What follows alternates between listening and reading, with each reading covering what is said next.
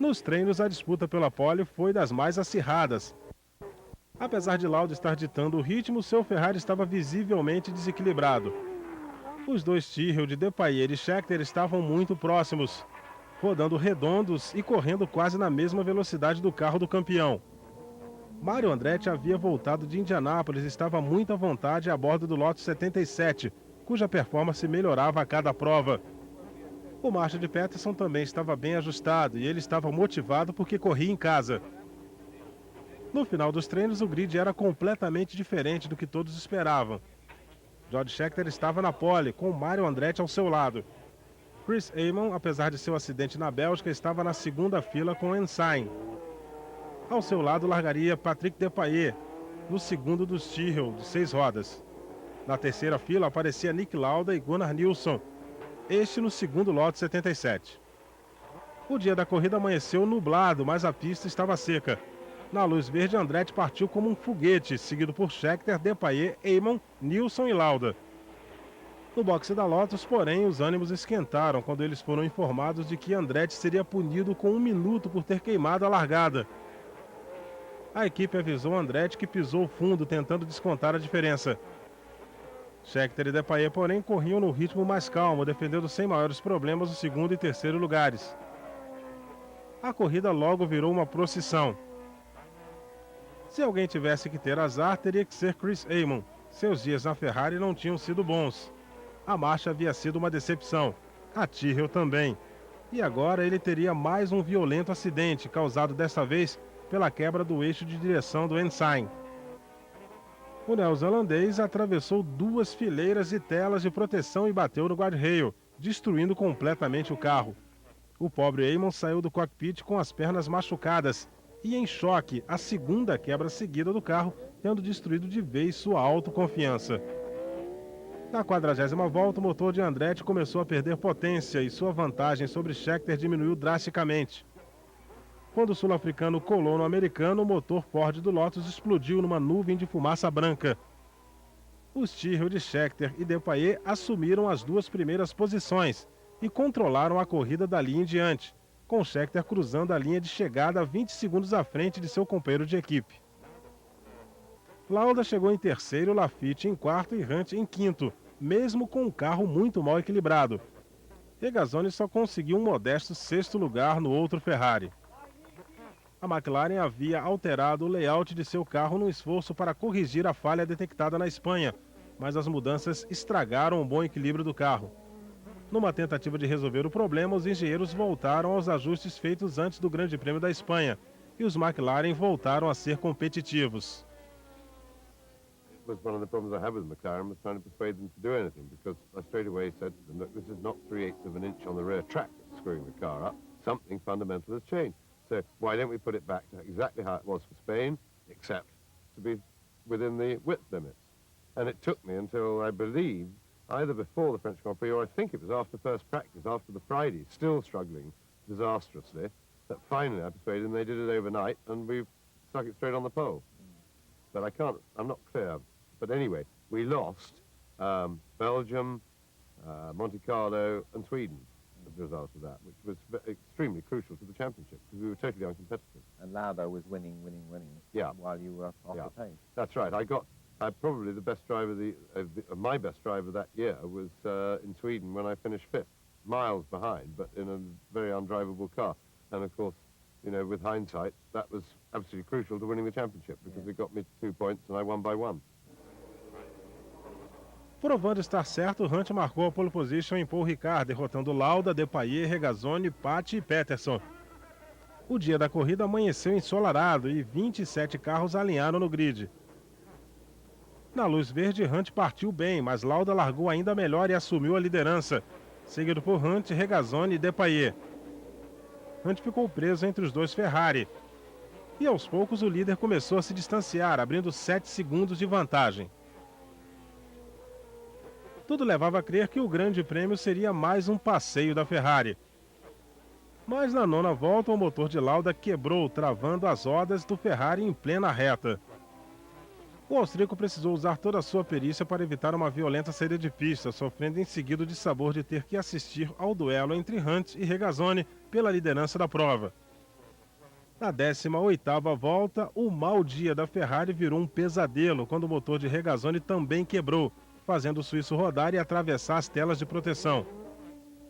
Para o deleite da McLaren, Hunt seguiu tranquilo e venceu o Grande Prêmio da França com folga. Foi uma verdadeira recompensa para o piloto inglês que tivera que se contentar com um carro pouco competitivo durante várias corridas. Depailler chegou no solitário segundo lugar com Watson em terceiro, 1,7 segundos à frente de Paty. Andretti, cada vez melhor no Loto 77, ficou em quinto, com Scheckter em sexto, o motor de seu Tyrrell tendo apresentado problemas de potência no decorrer da prova. A corrida seguinte seria o Grande Prêmio da Grã-Bretanha em Brands Hatch. And then Brands Hatch was, I would guess, one of the most extraordinary days there has ever been in motor racing. The crash at the first corner and the extraordinary scenes afterwards. Yes, it was certainly plenty of drama, that's right, but the race stopped when the Ferraris attacked each other into the first corner, and of course I was right behind them, having made not quite such a good start off the front row, and couldn't avoid the tangled Ferraris, which launched my car up in the air a bit, and as it came down it broke the front suspension. And I had to limp in at the back of the circuit, and then the saga was enormous, but on the day it was all quite dramatic because it was a very strongly partisan British crowd, naturally, at Brands Hatch. And whilst I had been put back onto the grid in the spare car, they can't remember whether I was on pole or whether I was second quickest. I think you were on the front row. I was on the front row anyway, and I was on the right-hand side. I can remember sitting there, but I'm not sure whether that was pole or not. But anyway, they then announced that there was a problem and I couldn't start in the spare car, at which point the crowd erupted and started to throw things on the track. So they then, well, at which point, during all this, the stewards hadn't decided what to do because the rule book was unclear, and as usual with that, there are a lot of Formula One team managers with a lot of words to say on the subject. Stewards were in confusion, the rule book was confusing, and so chaos reigned. So in the meantime, the organisers, rather than the officials, decided the only way they were going to get the race going was to start me whatever happened, because otherwise they were throwing beer cans on the track. Yeah, I think they were genuinely terrified of a riot, weren't they? They were frightened of a riot, Yeah. so they had to announce that I could race whatever. And in fact, the spare car question went out of the window because in the meantime, whilst the arguments were going on, and McLaren at that point were naturally trying to keep the argument going, because they were hastily repairing my race car in the pits, and they in fact put a new corner on it. Didn't have time to track it up, and got it out on the circuit. But I think we tweaked it a bit after the warm-up lap, and got the idea, and it was all right in the race. It wasn't very good to start off with, but the car then seemed to settle. Por fim, os organizadores permitiram que Hunt, Regazzoni e Laffite largassem. Mais uma vez, Lauda pulou na ponta e liderou o pelotão no contorno da curva Paddock. Hunt largou melhor dessa vez e manteve-se à frente de Regazzoni. Nas primeiras voltas, Lauda se distanciou de Hunt e Regazzoni. Nas 20 voltas seguintes, a diferença entre os líderes se manteve em torno de 3 a 4 segundos. Em seguida, Lauda começou a ter problemas com a caixa de marcha e Hunt, incentivado pelo público, alcançou e ultrapassou o austríaco, abrindo uma boa vantagem na liderança. Regazzoni parou na 37ª volta sem pressão de óleo. Scheckter no Tyrrell passou para a terceira, à frente do Watson no Penske. Price no Shadow, Jones no Surtees e Emerson Fittipaldi no Copersucar. Hunt correu tranquilo na ponta e cruzou a linha de chegada 15 segundos à frente de Lauda. Mas assim que a corrida terminou, as discussões recomeçaram. Yes, once I'd passed Lauda, a habit of his, which was very pleasant, then put up no further opposition, and so I had a very quiet afternoon. But all the fun started again right after the race, because Ferrari were there with their protest as the race finished. It was a protest that, quite honestly, neither I nor McLaren took particularly seriously, because there was nothing in the rule book, there were no grounds in the rules that could possibly suggest that I was going to be disqualified or it was ever going to be a problem. As a result, I think McLaren's, led by Teddy Mayer, didn't prepare any defence properly for when it went to Paris in September. Além das discussões sobre a confusão em Brands Hatch, havia uma sensação no ar de que esse seria o último grande prêmio do fabuloso circuito de Nürburgring. quando as equipes lá desembarcaram para a disputa do Grande Prêmio da Alemanha. Lauda havia dito que a pista precisava de mudanças, pois os postos de bandeirinhas eram distantes demais um do outro para que as ambulâncias atendessem com eficiência os pilotos, no caso de um acidente. Hunt também tinha reservas quanto à pista, mas os dois pilotos estavam dispostos a colocar seus temores de lado e disputar a corrida. Hunt fez o melhor tempo nos treinos e largou na pole position. Havia começado a chover pouco antes do início da prova e todos, menos Jochen Mass, largaram com pneus de chuva. Na luz verde, Hunt e Lauda patinaram no grid e Regazzoni assumiu a liderança, vindo da terceira fila. Na descida em direção a Arenberg, Regazzoni rodou e caiu para quarto. Mas herdou a ponta à frente de Peterson, Hunt, Paty e Scheckter. Momentos depois veio a informação de que acontecera um acidente, que a corrida seria interrompida. O Ferrari de Lauda passou por cima do meio-fio numa curva de altíssima velocidade. Rodou, atravessou a pista de ré, bateu no alambrado de proteção e voltou novamente para o meio do circuito, onde foi colhido por Harold Ertel e Brett Lunger.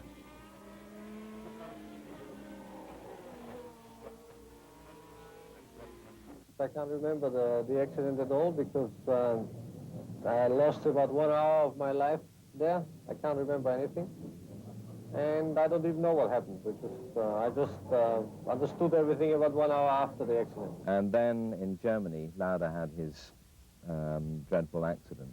There's also a race you won, but you weren't actually aware when the race was restarted how badly Nicky was hurt. No, that's right, nor was anybody, because as with, consistent with the injuries he received, of course he wasn't in a very bad way, or wasn't aware that he was, initially, because the problem, of course, was burns in his lungs and toxic fumes from the fire extinguisher stuff that he'd inhaled. And, of course, that creates fluid on the lungs, and that was the thing that threatened his life very severely subsequently. But when he'd been hauled off from the circuit, back there, the news was that he was talking and he'd got minor burns. And so, you know, one was able to get into the car without any concerns, because we all knew minor burns and the chap was talking and chatting and okay. De início, tudo levava a crer que Lauda não estava seriamente ferido, mas ao chegar ao hospital de Adenau, o piloto foi levado às pressas para o centro de tratamento intensivo. Seu quadro era tão sério que ele recebeu a extrema-unção e ficou à beira da morte durante 3 dias. Passado o período crítico, Lauda deu início a uma incrível recuperação. Quando a corrida foi recomeçada, a chuva havia passado e todos largaram com pneus slick. Hunt liderou de ponta a ponta, conquistando assim sua 4ª vitória na temporada. Scheckter ficou em segundo, Mass em terceiro, Paty em quarto, Gunnar Nilsson em quinto e Rolf Stommelin em sexto. A Ferrari não disputou o Grande Prêmio da Áustria em Österreich por decisão do comendador Ferrari, contrariado porque Hunt havia recuperado sua vitória na Espanha e tido permissão de correr no Grande Prêmio da Grã-Bretanha. Foi um duro golpe para os organizadores da corrida austríaca, já que eles não haviam podido contar com a presença do herói local, Nick Lauda. Hunt fez o melhor tempo nos treinos, pouco à frente de John Watson no Penske, com Peterson e Nilsson na segunda fila. Na luz verde, Hunt e Watson partiram juntos, seguidos por Peterson, Nilsson, Laffite e Price. Watson tomou a frente de Hunt, ficando fora do leque d'água que cobriu o resto do pelotão. Em seguida, Peterson avançou, tomando a liderança das mãos de Watson. George Scheckter, numa apresentação inspirada, também lançou um ataque, superando Hunt, Watson e Peterson em rápida sequência e assumindo a ponta da corrida. Peterson contra-atacou e recuperou a liderança, uma exibição de gala dos ponteiros devido às difíceis condições climáticas. Watson resolveu que era hora de voltar ao primeiro lugar e assumiu a ponta novamente, pouco à frente do sueco voador. Em seguida, Peterson passou a ter problemas com o câmbio e ficou para trás. Com 3/4 da prova completados, Watson tinha 15 segundos de vantagem sobre Nilsson. No final, um extasiado John Watson recebeu a bandeirada em primeiro, conquistando assim a primeira vitória da equipe Penske na Fórmula 1. Laffite chegou em segundo, Nilsson em terceiro, Hunt em quarto, Andretti em quinto e Ronnie Peterson em sexto.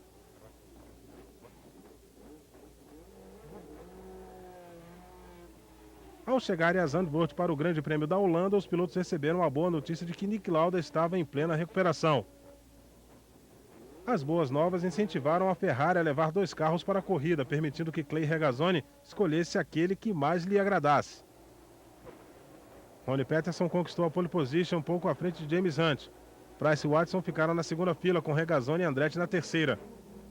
Peterson aproveitou bem a pole position e pulou na frente na largada, seguido por Watson, Hunt, Andretti, Regazzoni, Scheckter e Paty.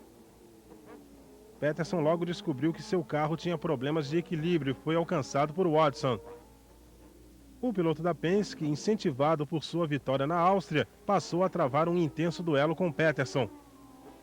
Como às vezes acontecia, a coragem de Peterson foi maior que seu bom senso. Arriscando-se em todas as freadas, o piloto sueco acabou cometendo um erro, permitindo assim a ultrapassagem de James Hunt, que vinha em sua cola. Peterson ficou para trás e acabou sendo superado por Watson, Regazzoni, Andretti e Scheckter. O primeiro pelotão seguia compacto, com vários pilotos ainda com chances de vencer. Durante os 30 minutos seguintes, o Watson fez uma ótima prova, atacando Hunt em todas as curvas. Na 47ª volta, porém, um rolamento da roda do Penske quebrou e o piloto inglês teve que abandonar. No final, Hunt cruzou em primeiro, seguido de perto por Andretti e Scheckter. Tom Price foi o quarto colocado, George Scheckter o quinto e Vittorio Brambilla o sexto. A melhor notícia da temporada foi a volta de Nick Lauda no Grande Prêmio da Itália.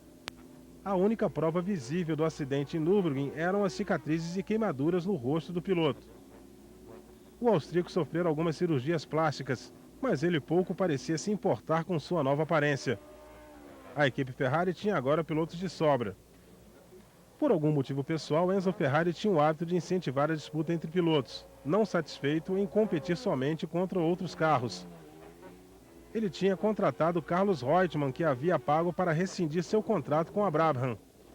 O argentino que se decepcionara com o Brabham Alfa era agora piloto da Ferrari, que inscreveu 3 carros.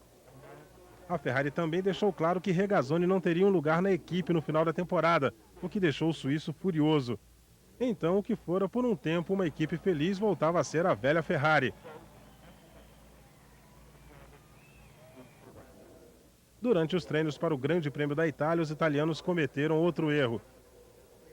Os inspetores técnicos, depois de testarem amostras do combustível de todas as equipes, alegaram que a gasolina da McLaren e da Penske era ilegal.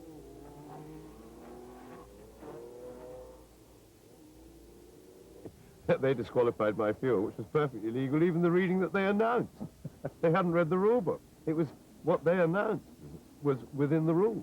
Even though they hadn't read it properly, they didn't know that. Because I think you were allowed pump fuel up to 101 octane, plus you were allowed, it said in the book, an error of 1, right? And they announced me at 101.7. In fact, when the sample was taken away, their reading, they had even cheated on reading it, because with double checking and everything, it was actually, their announcement was an octane more than it was. My fuel wasn't even 101, as it turned out. But the point is, you can't run, what they knew, where they were clever, was you can't run the Grand Prix a month later.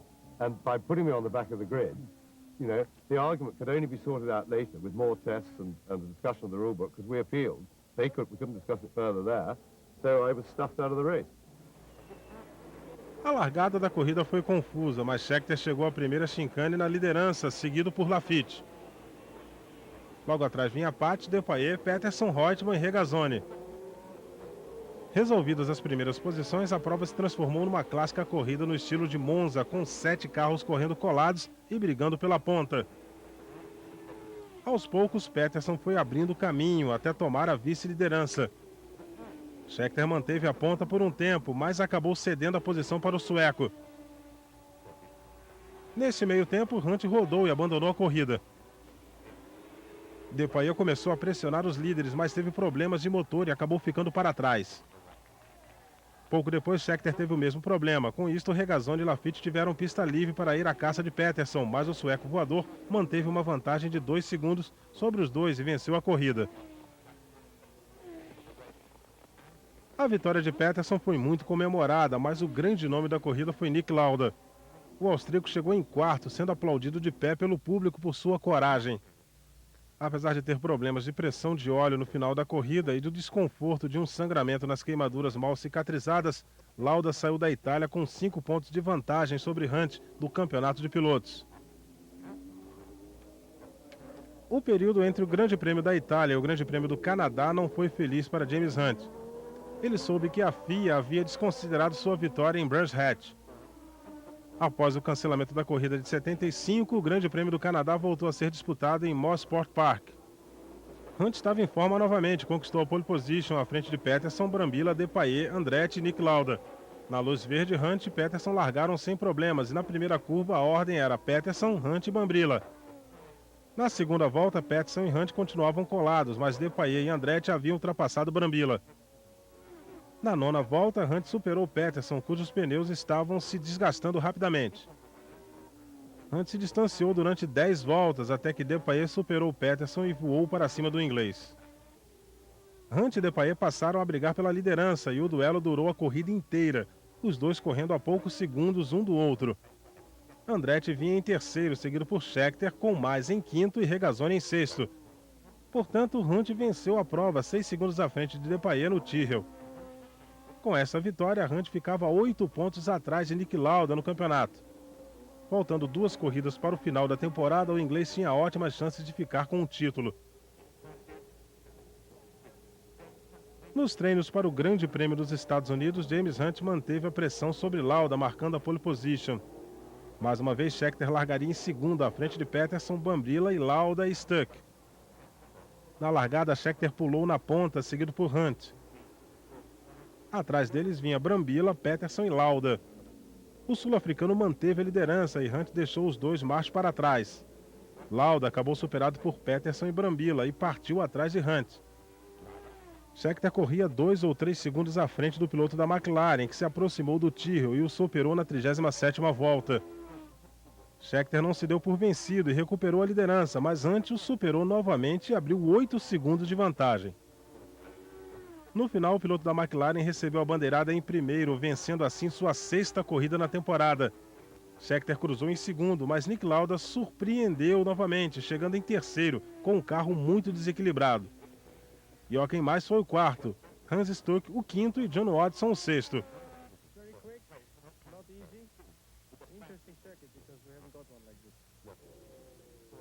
Pela primeira vez na história, o Japão sediaria a última e decisiva etapa do Campeonato Mundial. A temporada chegaria ao fim no novo circuito de Fuji, à sombra do famoso vulcão.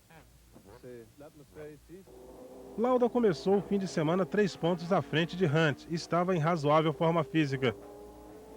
Mas os ferimentos causados pelo acidente em Nürburgring ainda afetavam Lauda. O problema maior não eram as queimaduras, mas os danos psicológicos sofridos pelo piloto por causa do acidente e do ambiente difícil dentro da equipe. Nos treinos, Hunt começou ditando o ritmo, mas Mario Andretti, valendo-se de sua vasta experiência, finalmente acertou o Lotus 77.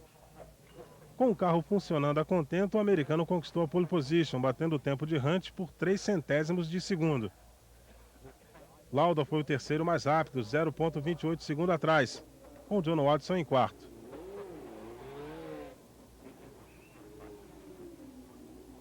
No sábado à noite o tempo virou e o domingo amanheceu com chuva forte. A pista ficou alagada e passou-se a discutir se a corrida devia ser cancelada. Às 3 da tarde foi dada a largada, apesar das péssimas condições. Hunt largou muito bem à frente de Watson e Andretti.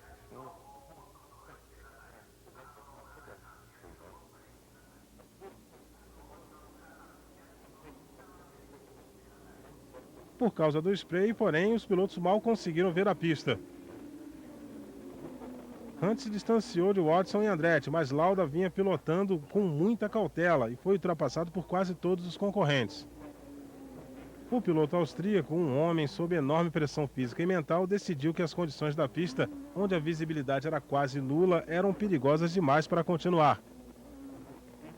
No final da segunda volta, ele tomou uma decisão. Entrou nos boxes e abandonou, alegando que sua vida era mais importante que o título mundial.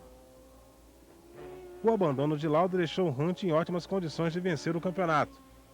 O inglês só teria que chegar em terceiro para liquidar a questão.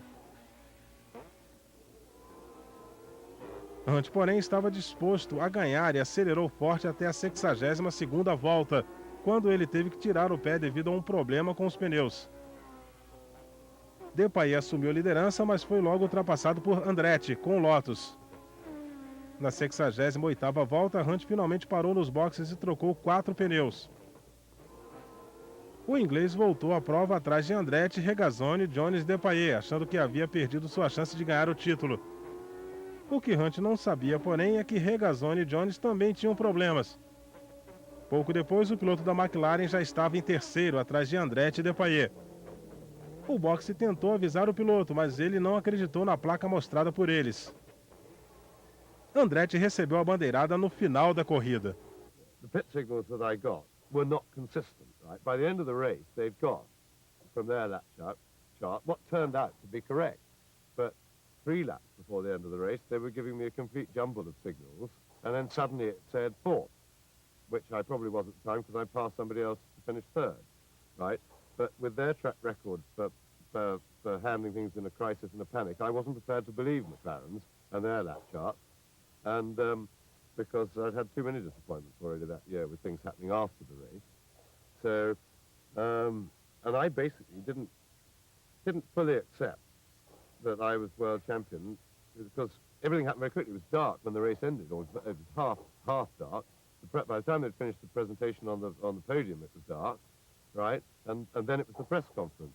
Well, basically that was still well within an hour of the finish of the race, and protest can go on for an hour. And I then went to the press room, did a bit of talk to the press. It was only when I came out of the press room to see that everybody had gone, right? Organisers a lot, everybody had enough, right? And when I realised that everybody had gone, then I decided nobody was going to take it away from me because there wasn't anybody there and nobody was interested. So then I believed it.